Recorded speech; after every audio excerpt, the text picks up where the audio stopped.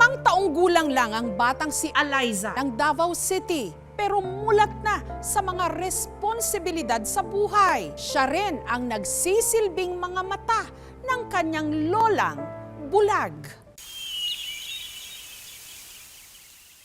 Alas 7 pa lang ng umaga, sa kubong ito sa Kalinan District sa Davao City.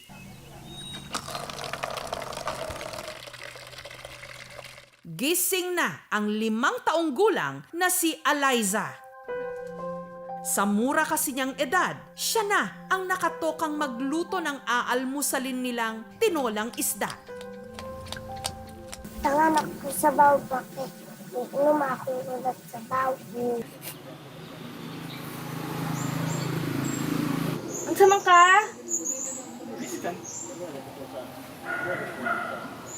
Okay ra ka. Maya-maya pa, si Eliza muling natigil nang nasugatan siya ng buto ng isda.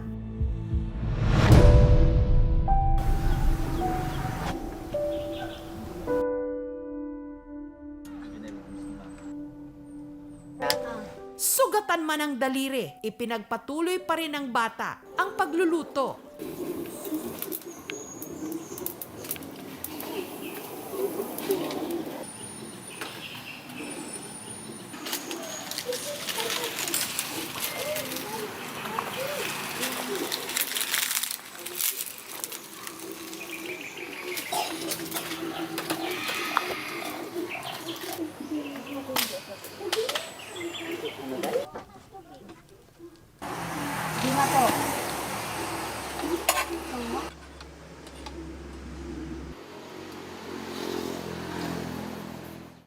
Siya rin ang nagsisilbing mata ng 60 anyos niyang lola na si Nanay Eliza na bulag. Kad sa isa pa ka bulan na nanagi ako na nag-alaga anak niya. Wa may lain mo bantay. Ang akong panghunahuna para murarag makakita ko. Kasamang naninirahan ni na Lola Eliza sa munti nilang kubo ang 2 pang kapatid ni Eliza. Mahigit 3 dekada nang nangangapa sa dilim si Nanay Eliza. Mula raw nung nabinat siya nung ipanganak ang kaisa-isa niyang anak na si Melissa, ang ina ni na Eliza. Ang maabtan og isa ka bulan magkahinay-hinay kaaw.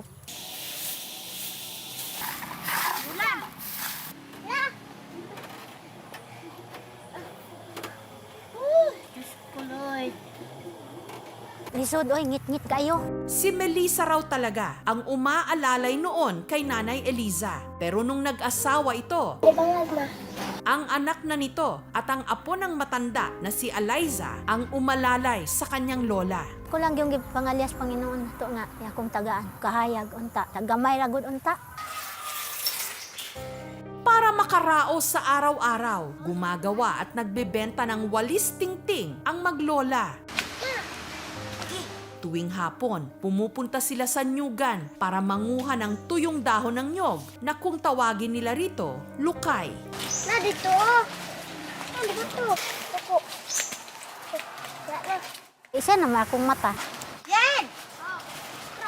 Sa may padulog, sa may kabalo.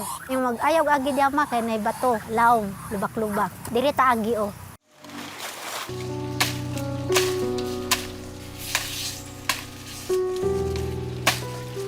Sina Eliza at Nanay Eliza ang tagakuha ng tangkay.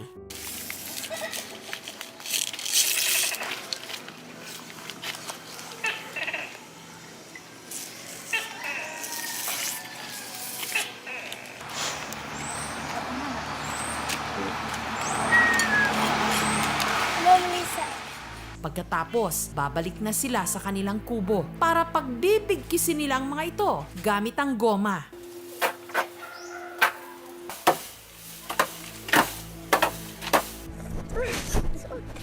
Okay. Kada walis tingting, inilalako nila mula 20 to 25 pesos kada isa. Prito na to ni be kay murag bugat kaayo ni mo. Dala. Dara bayad. Lang. Ito na ang pagkakasyahin nila sa panggastos nila sa araw-araw. Sakit yung likod. Di ta lihog, di ta kakaon. Si Eliza na rin ang toka sa iba pang mga gawaing bahay. Gusto lang makatiman siya ka. yung ikot ko. Pero nasaan na nga ba ang ina ni na Eliza? Si Melissa, sa tapat lang din daw ng bahay ni Nanay Eliza nakatira, na hindi katulad ng kanilang bahay kubo, ang tinutuluyan, konkreto. Mahadlok man ko anang dakong balay, mahadlok kong maglinog. Yung uyog man ang yuta. Pero madalas, wala si Melissa sa bahay. Nagtatrabaho kasi ito bilang tindera sa grocery store sa bayan. Usay mahunanan ako nga kung undang kong trabaho, dili po pwede. Kay kung undang ko, wala na po ko makakuan sa ilaha. Pasaylo ako nga, baro gid ako makayang hatag si Moha. Nga dili ta ka makuyugan sa tibok adlaw. Nga gamay ra akong time mahatag sa inyo ha. Tungod sa kawadon po sa kinabuhi. Ang kalagayan ni na Eliza, nakita ng vlogger na si Paul. Kuha ng ako Mag-ano ka ng apoy para na aming kahoy ay sa aming kanin.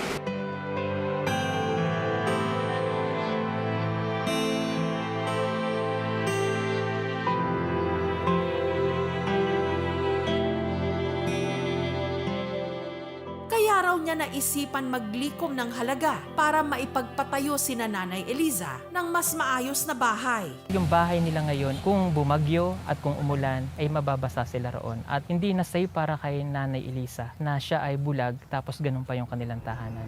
Samantala, para malaman kung may pag-asa pang makakita si Nanay Eliza, sinamahan siya ng aming team sa doktor. Tanong sa imong sunod. Dire.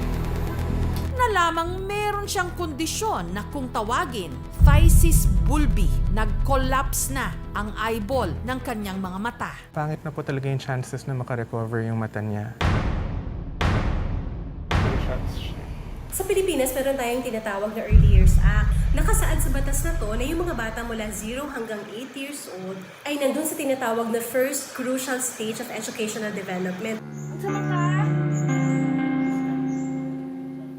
Ano ngayon yung role ng mga magulang at ng barangay, ng community na makapag-supplement?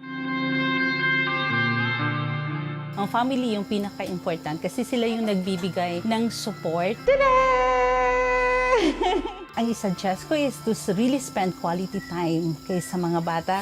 Samantala, para hindi na maobligang magtrabaho si Melissa at mas matignan niya si Nanay Eliza at ang 3 pa niyang mga anak, may ipinangako ang DSWD ng Davao City na tulong. through the Sustainable Livelihood Program, pwede natin siyang bigyan ng livelihood assistance grant. Hinandugan din sila ng aming programa ng pandagdag puhunan sa kanilang sari-sari store. Kani, mga basti. Kani, manika. Kanunay man yung manghag. Salamat. Dito Lagi ko nag-speak ingan. Sa mong kalisod. Salamat. Umaasa si Eliza na ito na ang simula ng mas maliwanag at maaliwalas nilang bukas.